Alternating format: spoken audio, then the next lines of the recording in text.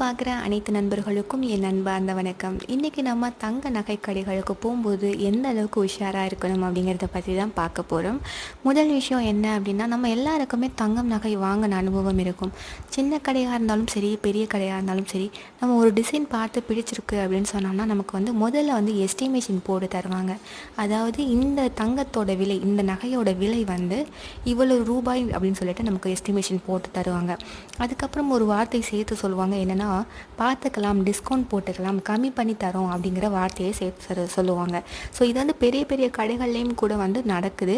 இந்த டிஸ்கவுண்ட் அப்படிங்கிறது எங்கேருந்து வருது அப்படின்னு பார்த்தீங்கன்னா, இப்போ கோல்டோட ரேட் எல்லா இடத்துலையும் காமனாக ஒரே ரேட்டு தான். ஆனால் எப்படி அவங்க டிஸ்கவுண்ட் போடுறாங்க அப்படின்னு பார்த்தீங்கன்னா, அந்த வேஸ்டேஜ், அப்புறம் மேக்கிங் சார்ஜஸ், செய்கூலி சேதாரம் இருக்குது இல்லையா, ஸோ இங்கேருந்து தான் இவங்க டிஸ்கவுண்ட் அப்படிங்கிறது போடுறாங்க. இதில் எந்த அளவுக்கு ஏமாற்றுதல் அப்படிங்கிறது நடக்குது அப்படின்னு பார்த்தீங்கன்னா, இப்போ நமக்கு நகை வாங்கும்போது 10% 12% சொல்லிட்டு எஸ்டிமேஷன் போடும்போது நமக்கு ரேட்டு போட்டு கொடுப்பாங்க.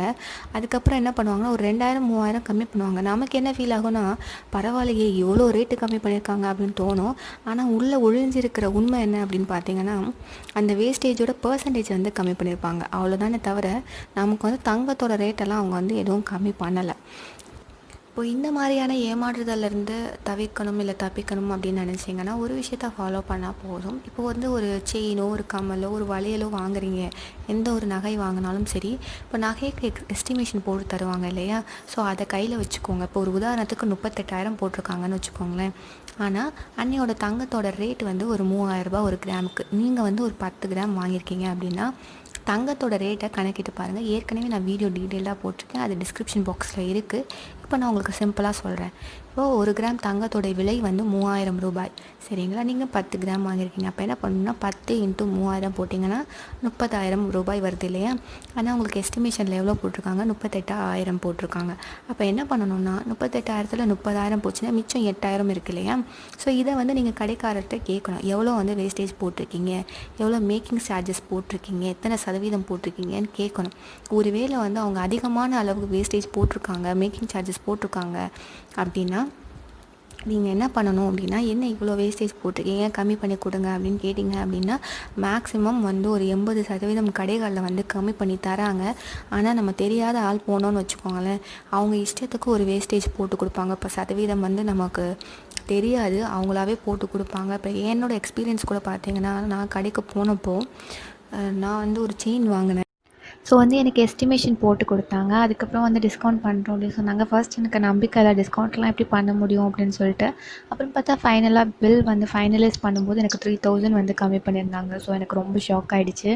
பட் ரொம்ப ஹாப்பி ஆகிடுச்சு எனக்கு. என்னென்னா, பரவாயில்லையே நமக்கு 3000 கம்மி பண்ணியிருக்காங்கன்னு.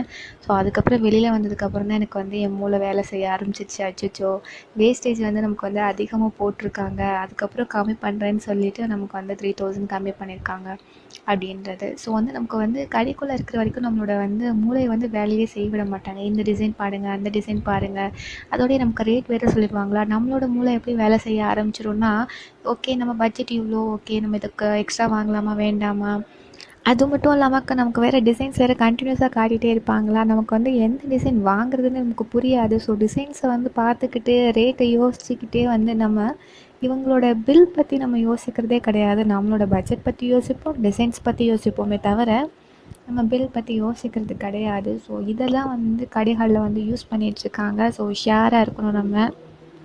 இது மாதிரி நீங்கள் எக்ஸ்பீரியன்ஸ் பண்ணியிருந்தீங்கன்னா கீழே கமெண்ட் பண்ணுங்கள். அண்ட் இந்த வீடியோ யூஸ்ஃபுல்லாக இருக்குது அப்படின்னா சேனலை சப்ஸ்கிரைப் பண்ணுங்கள். இதோட continuation part 2, part 3, part 4 coming soon.